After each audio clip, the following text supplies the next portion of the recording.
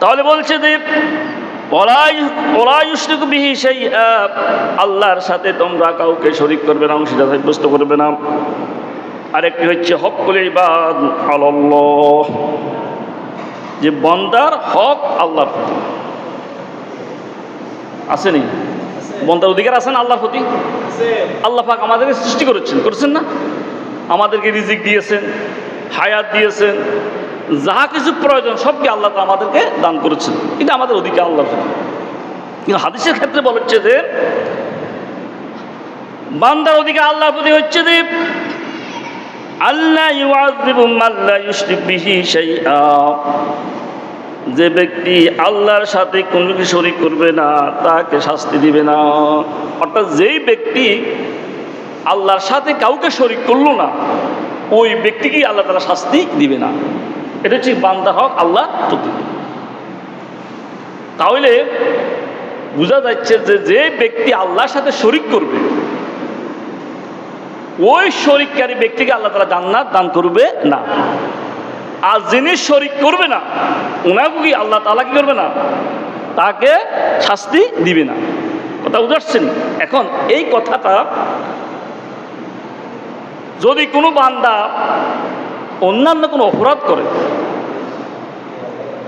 আল্লাহ তাআলা ইরশাদ করেছেন ইন্নাল্লাহা লা ইয়াগফিরু আন ইউশরিকা বিহি ওয়া ইয়াগফিরু মা দুনা যালিকা লিমান ইয়াশা।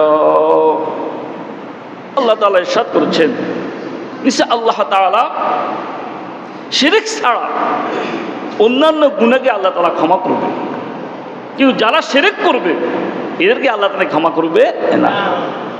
তাহলে এই শিরককে কয়েকটি নিসবাত ভাগ করা হয়েছে। আশরিক বিল উলুহিয়্যাত, আশরিক বিল ইবাদত, আশরিক বিল জাত।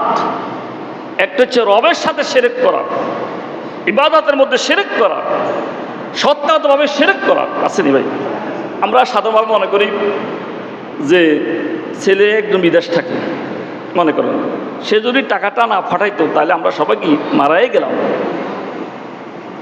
কি ভাই কথা বলি না? এই যে এই ধরনের কথাবার্তা আমাদের মধ্যে আসে, কারণ আমার আপনার রিজিকের মালিক কে? আল্লাহ। যার কিছুই নেই, কোনো উপার্জনের কোনো সক্ষমতা নেই, ওই ব্যক্তিকেও তো আল্লাহ তাআলা কি রিজিকের ব্যবস্থা আল্লাহ তাআলা করান, খাওয়া।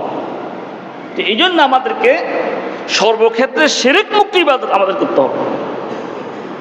ইবাদতের ক্ষেত্রে হোক কিংবা সত্তাগতভাবে হোক, ব্যক্তি ক্ষেত্রে হোক, আল্লাহ তাআলার অস্তিত্বের ক্ষেত্রে হোক, সিফাতের ক্ষেত্রে হোক, কোনো ক্ষেত্রে কি আল্লাহ তাআলার সাথে কি শিরক করা যাবে না। আর বান্দা কি করবে? আল্লাহর ইবাদত করবে। এটা হচ্ছে কি আল্লাহর এবং বান্দার মাঝে কি অধিকার। আরেকটি হচ্ছে মানুষের মধ্যে অধিকার আসেনি? আছে। আমরা অধিকার বলতে সাধারণত বুঝি যে ওয়ারিসি সম্পদের অধিকার আসেনি। যদি কোনো পিতা মারা যায় তখন তার সম্পদের যে হিসাব এটা আল্লাহ তাআলা কোরআনের মধ্যে বন্টন করে দিয়েছে, যে ফারায়েজ, যে সম্পদের হিসাব আল্লাহ তাআলা কি বন্টন করেছেন, কে কত অংশ পাবে।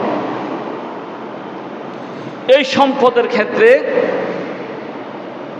অনেক ক্ষেত্রে মানুষ কম বেশ করে, যেভাবে প্রাপ্য ওইভাবে কি দেয় না। এটা এক ধরনের অধিকার বঞ্চিত করা। দ্বিতীয়ত হচ্ছে কোনো মানুষে কি অধিকারকে বঞ্চিত করা, তার সম্মানকে নষ্ট করা, তার ইজ্জতকে ক্ষীণ করা। আছে না? মানুষ একে অপরের প্রতি কি করে?